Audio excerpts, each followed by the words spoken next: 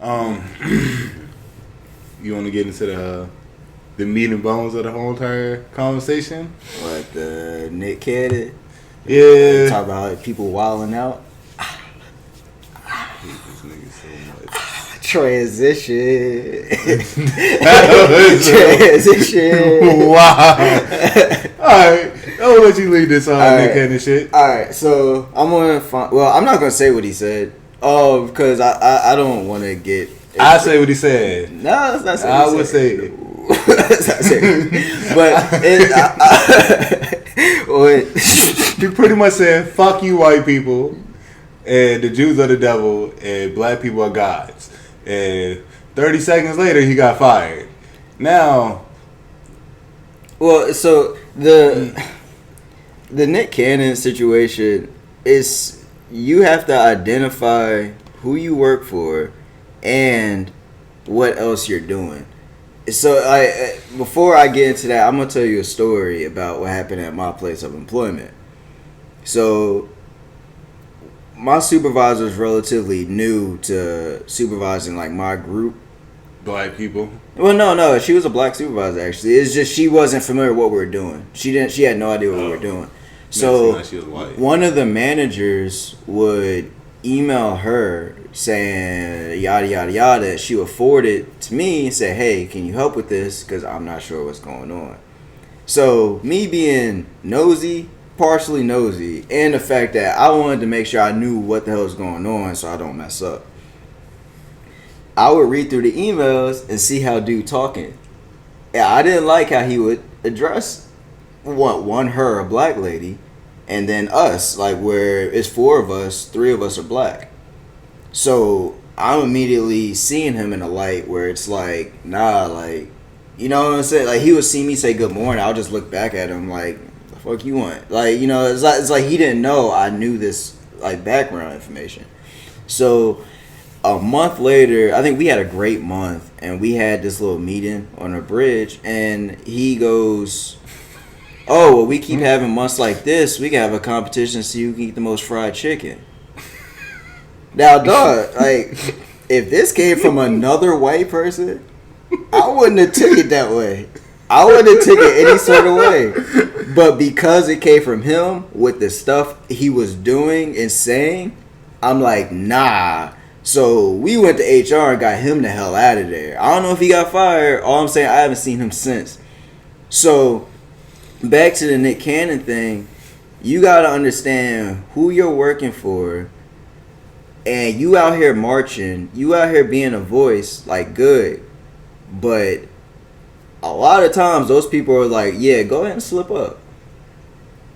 Just go ahead and slip up. And he got to that point where it's like, dude, like, you're speaking reckless. So, and like I said, you can say there's some good points in there. You can say there's awful points in there. One, I think we all just like stop with the Hitler stuff, because like he's obviously a bad person. But it's just you can't, like, it's like, dude, like if you're gonna have a conversation like that, bring in somebody to have a conversation with. Not where you're just sitting there saying reckless shit. Like imagine if a black person owns Fox News. You think they all be fired? All the people that would say racist stuff on Fox, they all be fired by now. It's just you got to understand who you work for. Make some good points, but at the same time, I look at it like this. All right, so we had Deshaun Jackson. Everybody went buck wild. That man didn't get fired. Yeah, but you can't, man. They not gonna fucking fire Deshaun Jackson. Who the Eagles got? He's on the Eagles, right? Yeah. Who the Eagles got? Last year they had like no wide receivers because they had quarterbacks play wide receivers. And that's a black city. You gotta think about it, man. You gotta feel the energy, see the room. You gotta see the room. Nick Cannon joint. I understand what you're saying, like the Fox News shit, but you do have black people that's like Uncle Ruckus on the Boondocks that hate black people. So it could be a nigga in there that be like, all right, cool, whatever. Let these niggas talk about the other people because I don't care about them. Well, I'm here with y'all. There's a lot of. I just say this about Nick Cannon's situation. Yeah, some conversations are meant for private, but they knew the energy and the vibe that he was going with when he was out protesting. they knew that he went to an all black school. This man is gonna say some black shit. Have you ever been to DC? Yeah. You see how many of them Hotaps, Muslims, other religions, and like a whole bunch of religions in there with different beliefs. So for him to talk that way, it doesn't surprise me at all. Well, it doesn't surprise me. The other night when I found out about this, I think it was supposed to be a new episode of Wild 'N Out. So it was on VH1. I turned to it, and they were playing The Fresh Prince of Bel-Air. So right off of the rip, I'm like, like, they be having Wild 'N Out marathons on VH1. What the hell happened? So I go to Twitter, I see Nick Cannon trending, and I'm like, God damn, like they don't play. They say, take that shit down. But it speaks a lot, though, from the value, because VH1 had how many black shows? Flavor of Love. You got fucking all these black shows, but let a nigga slip up one time, it's over with.